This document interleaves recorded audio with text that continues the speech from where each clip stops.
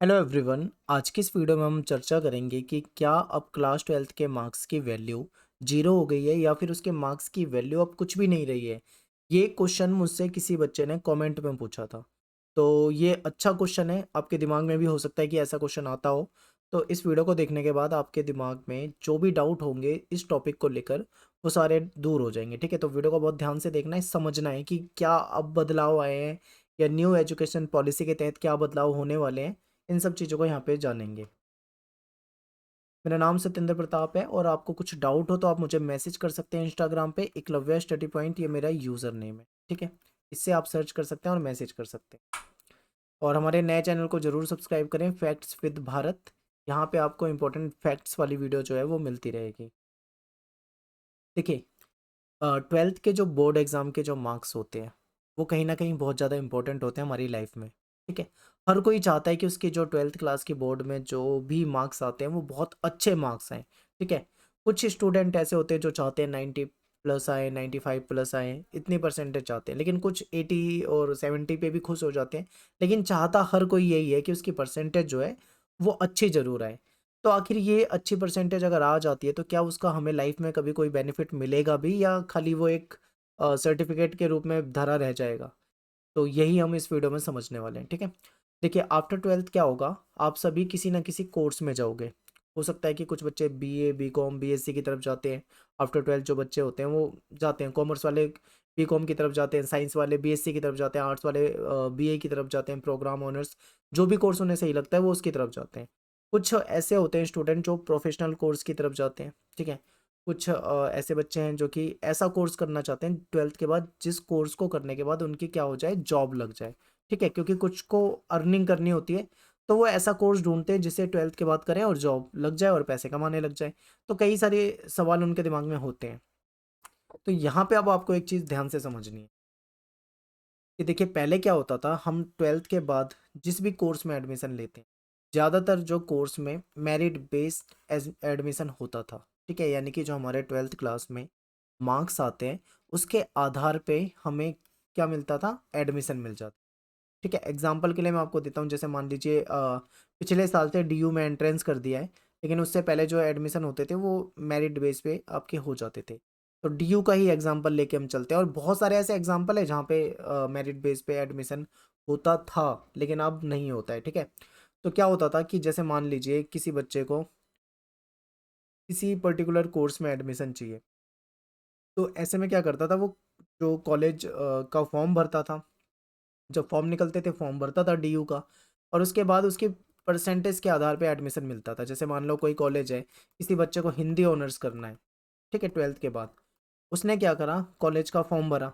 तो उसका जो पसंदीदा कॉलेज है जिसमें वो एडमिशन चाह रहा है वहाँ पे वो ये देखेगा कि उसकी कट ऑफ कितनी जा रही है। ठीक है, कट ऑफ जो भी जा रही है उसके आधार पे ये एडमिशन मिलता था। मान लीजिए कट ऑफ जो है वो 80% की चली गई और उस स्टूडेंट के 80% हैं या फिर उससे प्लस में यानी 81 82 इस तरीके से परसेंटेज है, तो उसको आराम से एडमिशन मिल जाएगा क्योंकि कट ऑफ के अकॉर्डिंग उसके मार्क्स हैं। लेकिन मान लीजिए अगर 80% पे कट ऑफ गई है, किसी बच्चे के केवल 60% मार्क्स हैं, तो ऐसे में उसको एडमिशन नहीं मिलता था। ठीक है, ये नुकसान होता था मेरिट बेस में कि अगर कोई 12वीं क्लास में ज़्यादा अच्छी परसेंटेज नहीं ला पाया, मान लो किसी के 50 60 70% है, तो उसको एडमिशन नहीं मिल पाता था कॉलेज में। और कई सारे कोर्स ऐसे होते थे जो कि मेरिट बेस पे ही होते थे और उसमें भी उसको एडमिशन नहीं मिल पाता था, ये दिक्कत होती थी पहले। ठीक है, लेकिन अब क्या हुआ, धीरे धीरे मेरिट बेस्ड वाला जो सिस्टम है एडमिशन का वो खत्म होता जा रहा है हर जगह। अब हर जगह क्या हो रहा है, अब हो रहा है एंट्रेंस। ठीक है, एंट्रेंस के आधार पे अब हमारे एडमिशन होने लगे हैं। डीयू का ही एग्जांपल देखो, अब यहाँ पे क्या होगा, अब कोई बच्चा चाहे वो 12वीं में 50% ला रहा हो, 60% ला रहा हो, 70 ला रहा हो, 80 ला रहा हो, 90 ला रहा हो, ये चीज़ मैटर नहीं करेगी। यहाँ पे ये चीज़ें मैटर नहीं करती हैं। यहाँ पे क्या होगा, अब आपको एक एग्ज़ाम क्लियर करना पड़ेगा सीयूईटी का। जब आप इस एग्ज़ाम को क्लियर करते हो उसके आधार पे फिर आपको आगे एडमिशन मिलेगा नहीं मिलेगा, आपके कौन से कॉलेज में जाना चाह रहे हो, किस कोर्स में जाना चाह रहे हो, वो सब कुछ इस पे डिपेंड करेगा आपके एंट्रेंस पे। ठीक है, अब परसेंटेज का यहाँ पे उतना रोल नहीं रहा। तो यहाँ पे देखो उसके कुछ फ़ायदे भी थे और कुछ नुकसान भी थे। फ़ायदे क्या थे, जैसे मान लो मेरिट बेस में किसी के 99% नंबर आ गए हैं तो उसका एडमिशन ज़्यादातर हो ही जाता था। ठीक है, लेकिन मान लो किसी के परसेंटेज 50 या 60 ही आ रहे हैं, तो उसको कॉलेज में एडमिशन नहीं मिल पाता था या फिर उसके मनपसंद कोर्स में एडमिशन नहीं मिल पाता था। रेगुलर की बात कर रहा हूँ मैं, ठीक है। लेकिन एंट्रेंस के बाद क्या हो जाएगा, जो ये वाले स्टूडेंट हैं, यानी कि ये सभी के लिए, चाहे आप 90% लेके आओ, चाहे आप 60% लेके आओ, आप सभी को क्या करना है, एंट्रेंस देना है। और एंट्रेंस देने के बाद अगर आप इसको क्लियर करते हो तो आपको एडमिशन मिल जाएगा। ऐसा ही आपके अदर कोर्सेज में होता है, चाहे आप 12th के बाद में पॉलिटेक्निक की तरफ जाते हो या आप आईटीआई की तरफ जाते हो, ठीक है, कई सारे बच्चे आईटीआई वगैरह करते हैं, या आप डीएलएड करना चाहते हो। पहले डीएलएड में भी मेरिट पे ही एडमिशन हो जाता था, लेकिन अब वहाँ पे भी एंट्रेंस कर दिया है, ठीक है, यहाँ पे भी अब आपको एंट्रेंस देना पड़ेगा।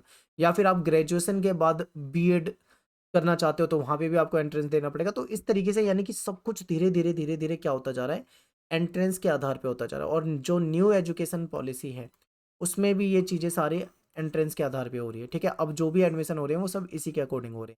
तो यहाँ पे देखो आपको क्लियर समझ में आ जाएगा कि परसेंटेज का अब क्या रोल है यहाँ पे, ठीक है। पहले क्या रोल होता था और अब क्या उसकी वैल्यू है, ये यहाँ पे आपको समझ में आ गई होगी। लेकिन यहाँ पे आपको खुश नहीं होना है, ठीक है। बहुत सारे बच्चे इसको अलग वे में ले लेंगे। अब वो सोचेंगे कि भाई हमें ज़्यादा अच्छी परसेंटेज लाने की ज़रूरत ही क्या है, जब हमको हमको वहाँ पे एंट्रेंस ही देना है। तो ऐसा नहीं है, ऐसा मत सोचना। आपको मेहनत पहले से भी ज़्यादा करनी है और आपको कोशिश यही करनी है कि आप ज़्यादा से ज़्यादा परसेंटेज लेकर आओ, ठीक है। अब यहाँ पे एक चीज़ है, ये समझना आपको। देखिए क्या है, मान लीजिए कोई बच्चा 50 से 60% नंबर लेकर आ रहा है, ठीक है, उसका नाम ए है। एक बच्चा है जो 90% नंबर लेके आ रहा है, मान लीजिए इसका नाम बी है।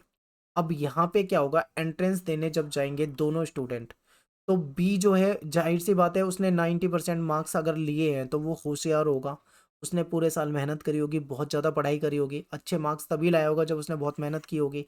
तो जब वो एंट्रेंस पे बैठेगा तो उसको ज़्यादा मेहनत नहीं करनी पड़ेगी, ठीक है, क्यों, क्योंकि उसको नॉलेज होगी पहले से।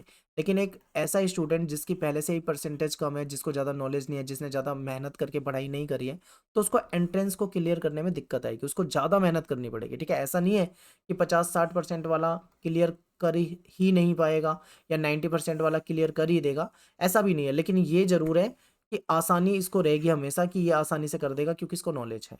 तो यहाँ पे ये बात बहुत ज़्यादा मैटर करती है कि अगर आपके 12th में अच्छे परसेंटेज हैं तो आपको किसी भी चीज़ का, अगर आप आगे एंट्रेंस देते हो तो आपको ज़्यादा दिक्कत नहीं आएगी, आप आराम से कर सकते हो उसे थोड़ी मेहनत में ही।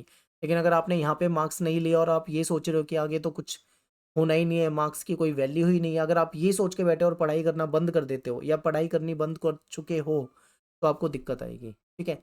ये जो मुझे किसी बच्चे ने कमेंट किया था, उसकी कमेंट को मैंने बहुत अच्छे से समझा, वो जो पूछना चाह रहा था मैं उसकी बातों को समझने के बाद मैंने ये वीडियो बनाई है। उम्मीद करता हूँ आपको समझ में आई होगी मेरी बातें, ठीक है। तो क्या वैल्यू है ये आपको इस वीडियो से पता लग गई होगी। बाकी मिलते हैं आपसे नेक्स्ट वीडियो में। Thanks for watching.